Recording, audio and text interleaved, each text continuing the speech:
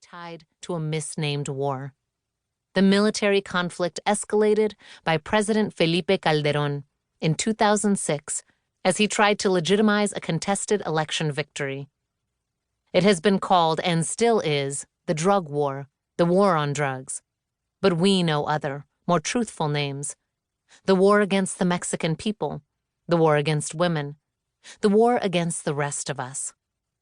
While this state of siege may have become more visible after the 2006 elections, the war as such actually began decades earlier.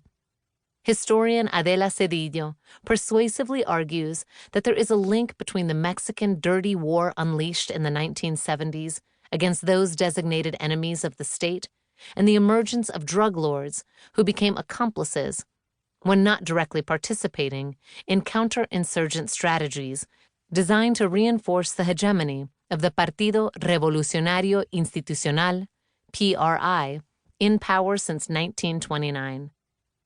Indeed, the first drug war was waged in Mexico, and it all began in the Golden Quadrilateral region comprised of the states Chihuahua, Sonora, Sinaloa, and Durango. Right there, in neglected areas of Mexico with little state presence, violence was used against the poor, especially against the rural poor, who had responded favorably to, or had organized themselves into, guerrilla movements such as the 23rd of September Communist League.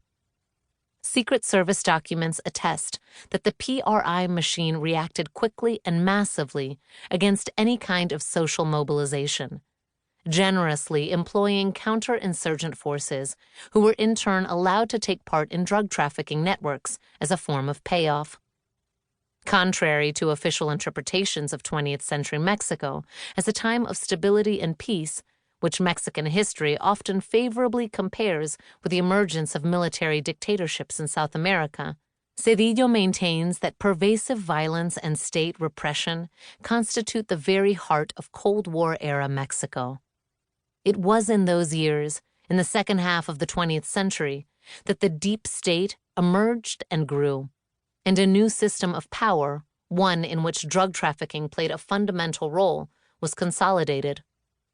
To be clear, this is not the story of a state that was somehow infected or tainted by an evil external force, but the story of a state that became so by suppressing any trace of the bloody secret wars that married counterinsurgency and drug trafficking.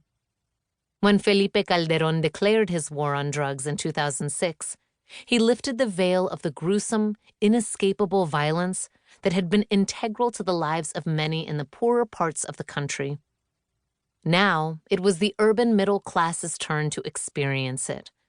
Now we would all be on the front lines.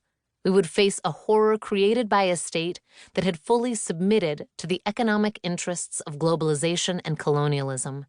A state that had done nothing more than repeat the famous gesture of Pontius Pilate, the betrayer.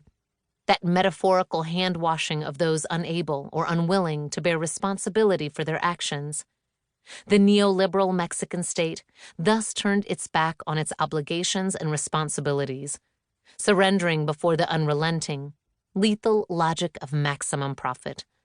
This came to a head during Carlos Salinas de Gortari's presidency, 1988 to 1994, when fundamental land and labor rights granted by the Mexican Constitution of 1917 were restructured under what is known as the Salinas Reforms. Throughout this book, I call this state, which has rescinded its responsibility for the care of its constituents' bodies, the visceralist state. State is a verb, not a noun. State, like capital, is a relationship. In a unilateral move in the beginning of the 21st century, the Mexican state, administered by an enthusiastic generation of Ivy League-educated technocrats convinced of the supremacy of profit above life, withdrew protection and care for the bodies of its peoples, thus creating, in Giorgio Agamben's terms, the open. Right there, on that atrocious stage, the bodies of all Mexicans were transformed from vulnerable, a regular mode of the human condition, to helpless, an artificial state caused by torture. In its indifference and neglect, in its intricate understanding of the political and even the public, in its indolence, the visceralist state thus produces the eviscerated body, those chunks of torsos.